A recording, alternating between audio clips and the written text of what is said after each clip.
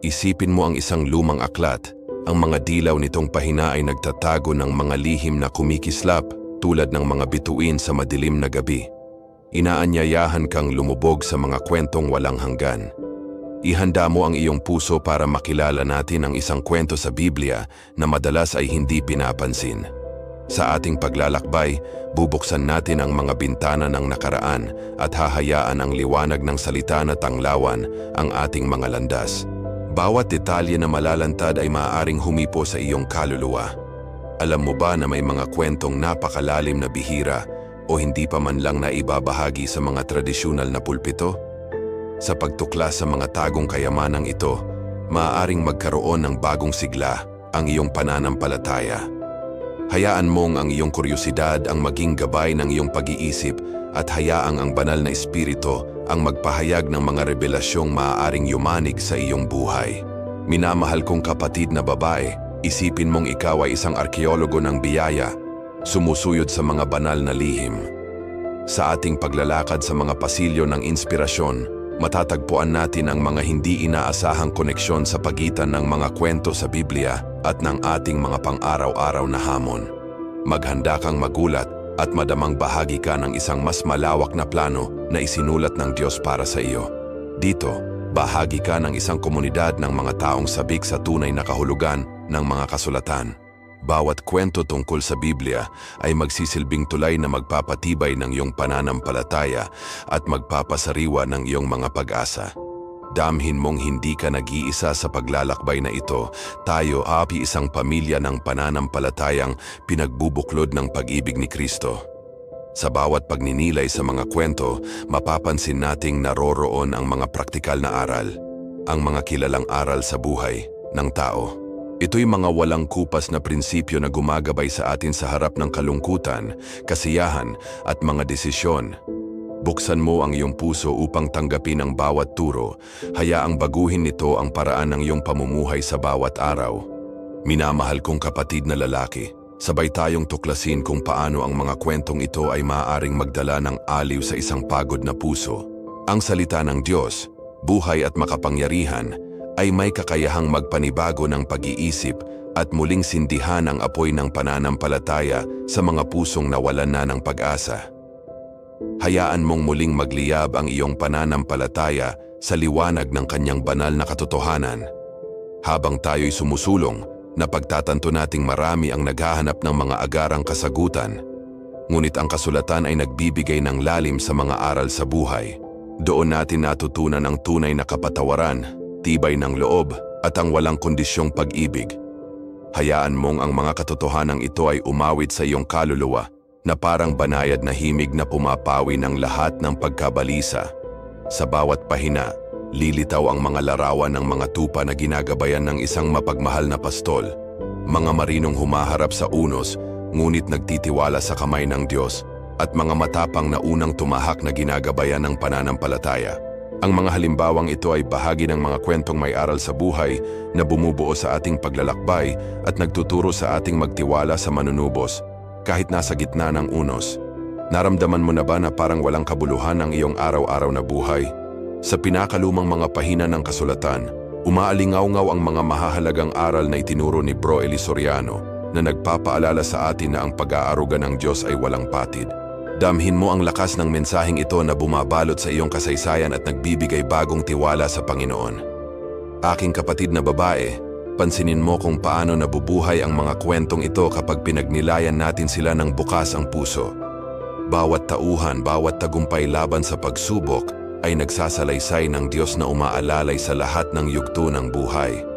Patuloy kang maging tapat sa pagbasa, sapagkat ang pinakamaganda ay paparating pa lamang. Habang umiinit ang apoy sa ating kalooban, mas lalo tayong lumalalim sa mga detalye na nagpapakita ng katapatan ng Diyos. Obserbahan mo, halimbawa, kung paano ang maliliit na kilos ng pagsunod ay nagiging mitsa ng malalaking himala. Hayaang ang bagong pananaw na ito ay maghatid ng pag-asa at baguhin ang paraan mo ng pananalangin at pagkilos sa bawat araw. Ngayon, itaas mo ang iyong puso at hayaang ang banal na espiritu ay mangusap sa iyo ng tuwiran. Isipin mong ikaw ay nasa harap ng trono ng langit. Iniaalay ang iyong mga pag-aalinlangan, at tinatanggap ang kapayapaan kapalit nito. Ang panloob na pagtawag na ito ay paanyaya ng Diyos na mamuhay ka araw-araw sa kapuspusan ng kanyang pag-ibig.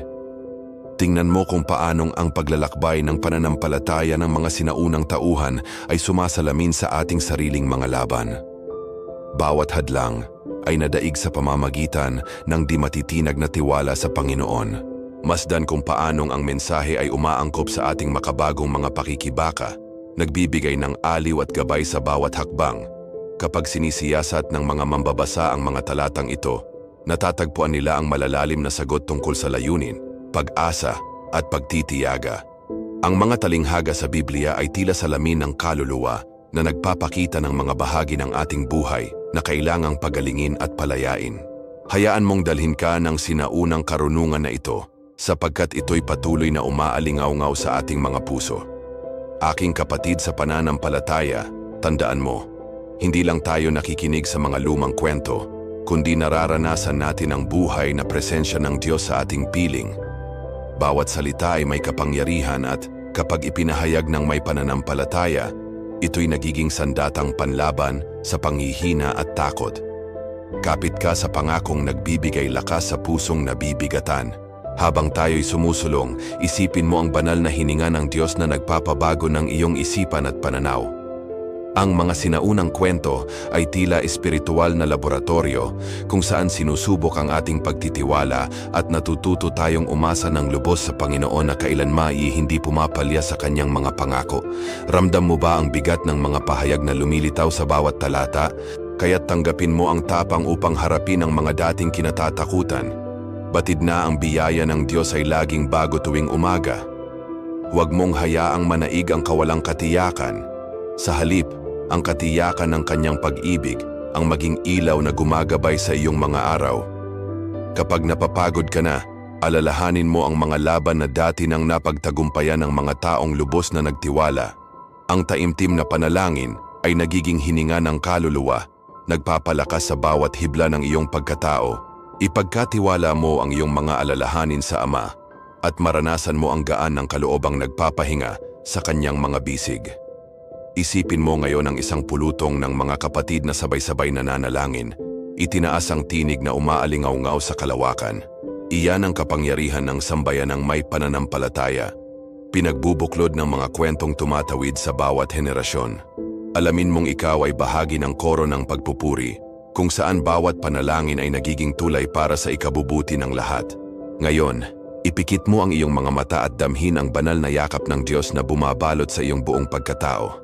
Hayaan mong ang bawat turo na iyong natutunan ay maging matibay na pundasyon ng iyong pag-asa, kahit sa gitna ng pinakamalalakas na bagyo.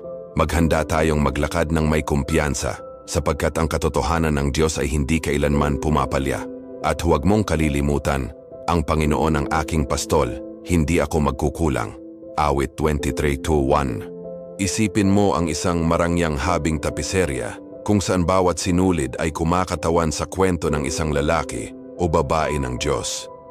Sa tapiseryang ito, lumilitaw si Deborah, isang propetisa at hukom na pinangunahan ng Israel ng buong tapang.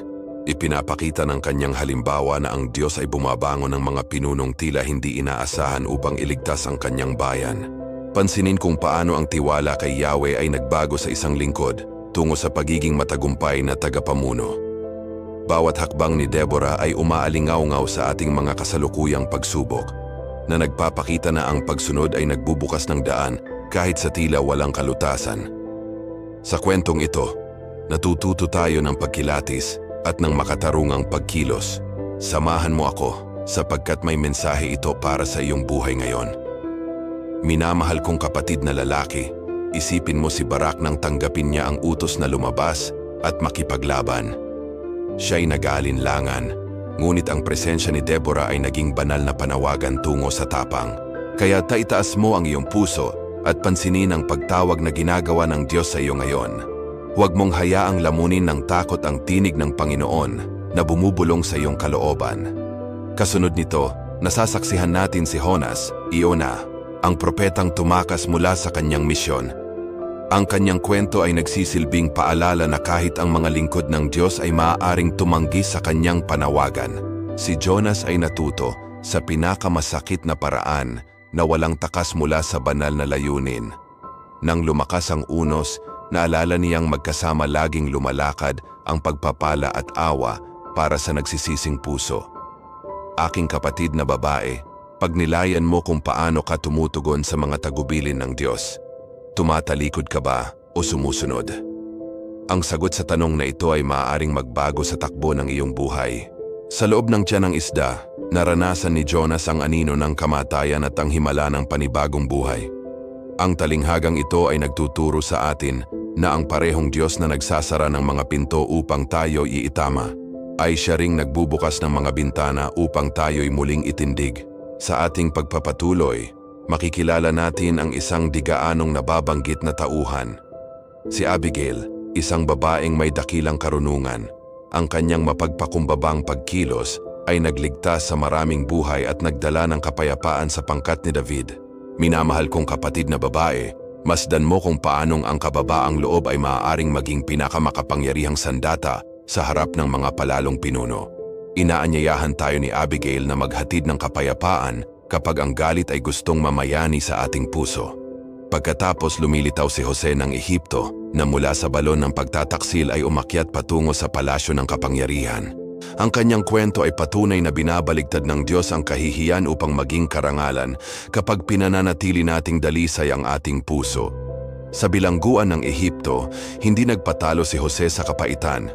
Ginamit niya ang bawat kadena bilang pagkakataon upang ipahayag ang mga panaginip at magbigay ng pagkain sa buong bayan. Matutunan natin sa kanya kung paano gamitin ang ating panahon ng pagkabilanggo upang patatagin ang ating mga kaloob at kakayahan. Masdan kung paanong hinubog ng Diyos ang pagkatao ni Jose mula sa kasaganahan sa Canaan hanggang sa kalaliman ng disyerto. Ang Diyos ay laging nariyan. Ang kanyang katapatan ang nagsisilbing angkla sa mga dumaraan sa matitinding pagsubok. Sa bawat kwento, ipinapakita ng Diyos ang mga estratehiya ng espiritual na paglalakbay. Tinuturuan niya tayo na ang pagsubok ay hindi katapusan, kundi isang laboratorio ng pananampalataya at pagtitiyaga. Kapatid kong lalaki, hayaan mong ang mga sinaunang buhay na ito ay magbigay lakas sa iyong sariling mga laban. Ang bawat tauhan ay may hatid na aral na akma sa ating mga konteksto ngayon, sa pamilya, trabaho at ministeryo. Tulad ni Deborah, Jonas, Abigail at Jose, ikaw rin ay bahagi ng dakilang aklat ng mga gawa ng Diyos. Ang iyong kwento ng pananampalataya ay patuloy na isinusulat at inihanda na niya ang isang pagtatapos na puno ng tagumpay. Kapag pakiramdam mo ay limitado ka ng iyong mga kalagayan, alalahanin mong ang mga tauhan sa Biblia ay nakalampas sa mga pagsubok na mas matitindi pa. Kung sila'y nagtagumpay, magtatagumpay ka rin. Ang paglalakbay ng bawat isa sa kanila ay nagdadala sa atin sa isang mahalagang katotohanan.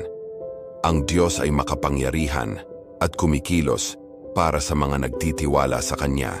Bago tayo magpatuloy, itaas mo ang iyong mga mata at kilalanin ito. Hindi ka nag-iisa sapagkat ang parehong kamay na gumabay sa mga bayani noon ay siya ring humahawak sa iyo ngayon. Ibigay mo sa Panginoon ang iyong mga lakad, magtiwala ka sa Kanya, at siya ang kikilos. Awit 37:5. Kapag naramdaman mong tumitibok sa iyong puso ang init ng mga buhay na ito na nagbibigay inspirasyon, panahon na upang isuot natin ang ating espiritual na baluti at pag-isipan kung paano maisasabuhay ang bawat prinsipyo sa ating araw-araw na mga desisyon. Isipin mong ang iyong mga pang-araw-araw na kilos ay tulad ng mga binhing inihasik sa matabang lupa, naghihintay ng patuloy na pag-aaruga at ulan ng biyaya upang magbunga ng pangmatagalang bunga ng Kristiyanong pagkatao. Sa pagbabalik tanaw sa paglalakbay ni Deborah, pagnilayan mo kung paanong ang kanyang tapang na mamuno ng may pananampalataya ay maaaring magsilbing gabay sa pinakasimpleng desisyon, tulad ng pagbago ng isang mahirap na usapan tungo sa panalangin ng pamamagitan at pagdadala ng kapayapaan ng Diyos sa sino mang katabi mo. Sa inspirasyon ni Jonas, nauunawaan natin na walang misyong maliit kapag ang Panginoon ang tumawag. Bawat kilos ng pagsunod, gaano man kaliit, ay may epekto sa kaharian at nagbubukas ng mga pintuang akala natin ay tuluyang nakasara.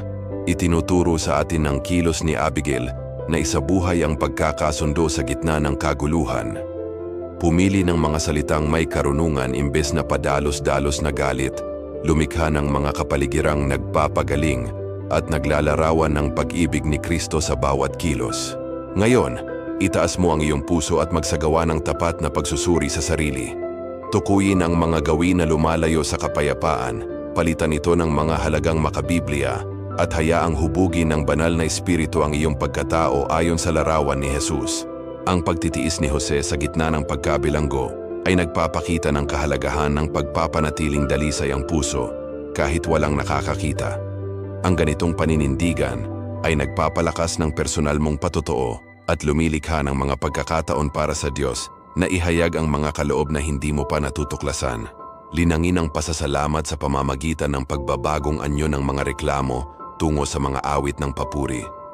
Maglaan ng oras araw-araw upang magpasalamat para sa maliliit at malalaking biyaya, upang mapanibago ang iyong isipan, mabawasan ang kaba, at maging ilaw ng pananampalataya sa mga taong iyong nasasalubong.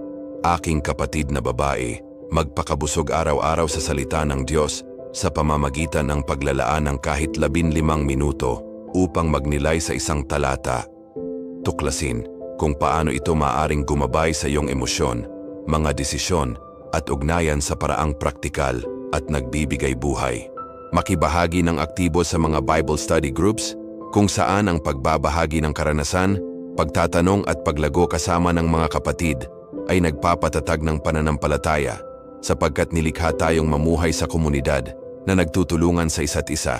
Gamitin ang teknolohiya, mga devotional apps, mga plano sa pagbasa ng Biblia at mga paalala upang mapanatili ang konsistensya sa espiritual na mga gawain. Tinitiyak na ang tinig ng Diyos ang marinig bago pa ang ingay ng mundo. Sa pagtupad ng mga aral sa buhay sa trabaho, isabuhay ang katapatan, kababaang loob, at pag-ibig sa kapwa. Ang pagbibigay ng kahusayan sa bawat gawain ay buhay na patotoo ng pagkatao ni Kristo at ilaw para sa mga nanonood. Anyayahan ang iyong pamilya at mga kaibigan sa mga sandali ng panalangin sa tahanan, lumikha ng mga lugar ng komunyon at pagsamba. Ang ganitong gawain ay nagpapalalim ng ugnayan, muling bumubuhay ng pag-asa at nagdadala ng presensya ng Diyos. Ginagawang kanlungan ang iyong tahanan. Gamitin ang iyong mga kaloob sa sining, musika, pagsusulat, pagpipinta, bilang mga kasangkapan ng pagsamba, nagpapalakas ng mga puso at gumigising ng kuryosidad tungkol sa Ebanghelyo sa mga hindi pa nakakakilala sa lalim ng kasulatan. Panatilihin ang isang talaan ng panalangin at pasasalamat, itala ang mga kahilingan at mga sagot sa panalangin. Ang buhay na kasaysayang ito ng katapatan ng Diyos ay nagpapalakas ng iyong pananampalataya tuwing binabalikan at nagpapaalala ng kanyang walang sawang pagkalinga. Kapag nahaharap sa mga pagsubok sa pananalapi, ilagay ang Diyos bilang iyong tagapagkaloob, magtiwala sa kanyang mga pangako, maging tapat sa lahat ng pakikitungo at magbigay ng may kagalakan sapagkat ang binhing inihasik sa pananampalataya ay bumabalik na may panustos, espiritual man o material. Maglingkod sa kapwa ng may kababaang loob, maging sa ministeryo, gawaing bayan o mga simpleng kabutihan sapagkat sa paghuhugas ng paa ng iba, natututo tayong pahalagahan ang sakripisyo at tularan ang halimbawa ni Kristo. Isabuhay ang tuloy-tuloy na pagpapatawad na araw-araw na pagpapasya na bitawan ng mga hinanakit at pait. Hayaang ang biyaya ng Diyos ang magpalaya sa iyong damdamin, magdala ng paggaling at magpanumbalik ng mga ugnayang nasira ng pride. Ibahagi ang maliliit na patotoo at mga aral sa social media ng simple at totoo upang akayin ng iba patungo sa Ebanghelyo at ipakita na ang mga kwento sa Biblia ay may kapangyarihang tunay na baguhin ang buhay sa kasalukuyan. Makibahagi sa mga gawaing panlipunan, pagdalaw sa mga ampunan, pagbibigay ng pagkain, pagtulong sa mga mahihina, upang ipahayag ang pag-ibig ni Kristo sa konkretong mga kilos na bumabago ng mga buhay at nagpapalawak ng kanyang kaharian. Linangin ang mga sandali ng katahimikan at pagmumuni-muni. Huminto mula sa lahat ng stimuli upang marinig ang banayad na tinig ng banal na espiritu. Tinitiyak na ang iyong mga desisyon ay bunga ng karunungang mula sa Diyos at hindi ng padalos-dalos na damdamin. At ang aking Diyos ang siyang tutugon sa lahat ng inyong pangangailangan ayon sa kanyang kayamanan, sa kaluwalhatian kay Kristo Jesus. Filipos 4:19. Isang katiyakang sa pagsasabuhay ng mga aral na ito, hindi natin mararanasan ang kakulangan sa panustos ng langit. At sa wakas, narating natin ang sandaling pagnilayan at pagtibay ng lahat ng ating natutunan, isang pananalig na maisasabuhay sa bawat araw. Isipin mo ang isang makulay na vitrail, stained glass window, kung saan bawat piraso ay sumasalamin sa mga birtud na bumubuo sa kagandahan ng isang pusong binago ng Diyos. Habang tinatapos natin ang ating paglalakbay, mapapansin mong ang bawat kwento ay naging bahagi ng isang mosaiko ng pananampalataya, pag-asa, at pagkilos. Isang paanyaya na isabuhay ang salita ng Diyos sa bawat detalye ng iyong araw. Balikan mo ang katapangan ni Deborah at pagnilayan kung paano rin ang iyong sariling kwento ay maaaring magpakita ng ganitong uri ng pamumuno. Sa paggawa ng mga desisyong pinangungunahan ng banal na karunungan kahit sa gitna ng matitinding pagsubok. Alalahanin mo ang pagsunod ni Jonas at tanungin ang sarili, iniiwasan mo ba ang ilang panawagan ng Diyos? Ang araw na ito ang perpektong pagkakataon upang tumugon nang may kahandaan at maranasan ang panibagong layunin sa buhay. Magnilay ka sa pakikipagkasundong isinabuhay ni Abigail at italaga ang sarili na maghasik ng kapayapaan sa iyong mga ugnayan sa pamamagitan ng mga kilos ng pagpapatawad kung saan may alitan at mga pusong sugatan. Isipin mo ang pagtitiis ni Jose at yakapin ang pananalig na kahit nasa gitna ka ng bilangguang emosyonal o pansariling pagsubok, ang Diyos ay kumikilos sa lihim ngunit makapangyarihang paraan upang tuparin ang kanyang layunin. Ngayon, itaas mo ang iyong puso at ipagdiwang ang maliliit na tagumpay espiritual na iyong naranasan mula sa simula ng mensaheng ito.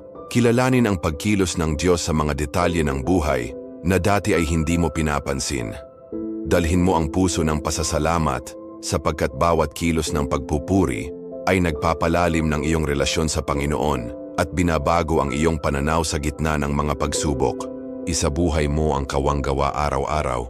Alamin ang mga pagkakataong makapaglingkod sa kapwa ng tapat at taus-puso, sapagkat bawat kilos ng pag-ibig ay refleksyon ng buhay na presensya ni Kristo sa ating kalagitnaan.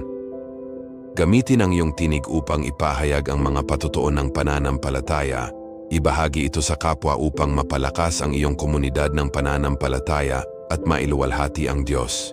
Maglaan ng oras sa panalangin sama-sama, maging online man o personal, upang palakasin ang ugnayang espiritual at lumikha ng kapaligiran kung saan ang banal na espiritu ay malayang makakakilos. Italaga ang sarili sa mga sandali ng katahimikan at pagmumuni sa salita ng Diyos upang ang mga susunod mong desisyon ay naaayon sa kanyang kalooban, hindi sa pansamantalang damdamin. Patatagin ang iyong pang-araw-araw na commitment sa pagbasa ng Biblia sa pamamagitan ng mga simpleng layunin. Napanatilihing nauuhaw ang iyong puso sa katotohanang walang hanggan ng mga kasulatan. Hayaan mong ang mga kwento na ating binalikan ay magbigay inspirasyon upang bumuo ka ng mga proyektong nagsusulong ng katarungan at pag-ibig, gaya ng mga ministeryong panlipunan o tulong sa mga nangangailangan. Lumubog sa gawaing panalangin tagapamagitan, inilalapit sa Diyos ang iyong mga pangangailangan at pati na rin ang sa iba, nananalig na siya ay nakikinig at gumagawa ayon sa kanyang perpektong kalooban. Patotohanan ang kabutihan ng Diyos sa iyong buhay, itala ang bawat sagot sa panalangin at hayaang ito ang maging gasolina ng iyong pananampalataya sa oras ng pag-aalinlangan. Magbahagi ng mga imbitasyon sa mga live prayer gatherings at pananalangin upang magkaisa ang iyong komunidad at patuloy na ma-inspire ang iba sa pamamagitan ng mga kwentong hango sa Biblia. Makilahok sa discipleship. Tulungan ang mga bagong kapatid na maunawaan ang mga aral upang lumakas ang katawan ni Kristo at mapanatili ang pamana ng pananampalataya. Panatilihing gising ang iyong puso, kilalanin ang mga landas na nagtutulak sa paglago espiritual at iwasan ang mga shortcut na maaaring magpahina sa iyong ugnayan sa Panginoon. Sa paglingon mo sa nakaraan, mapapansin mong ang Diyos ay tapat. Pinagtagni-tagni niya ang bawat bahagi ng paglalakbay na ito sa isang larawang puno ng tagumpay na lampas sa anumang kalagayan. At narito, Ako'y kasama ninyo sa lahat ng araw hanggang sa katapusan ng sanlibutan. Mateo 28:20. Isang katiyakang hindi ka kailanman nag-iisa at bawat hakbang ay sinasamahan ng biyaya ng ating tagapagligtas. Minamahal kong kapatid na lalaki at kapatid na babae. Narating na natin ang katapusan ng pambihirang paglalakbay na ito sa mga kwento ng Biblia. Mga kwentong marahil ay noon mo lang nakita.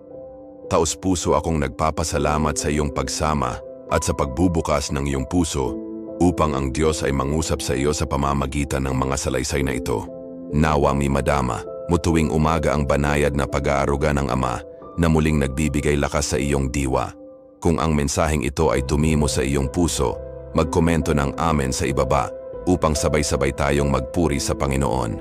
Huwag kalimutang mag-subscribe sa aming channel at i-activate ang bell icon upang matanggap mo ang aming mga susunod na morning prayers at Bible studies na puspos ng revelasyon. Ihanda mo na ang iyong puso sa mga susunod nating panalangin tuwing umaga. Lagi nating sisimulan ang bawat araw sa isang espesyal na pakikipag-usap sa Diyos. Puspos ng pananampalataya. Naway ang biyaya at kapayapaan ng ating Panginoong Hesukristo ay sumaiyo ngayon at magpakailanman. Amen.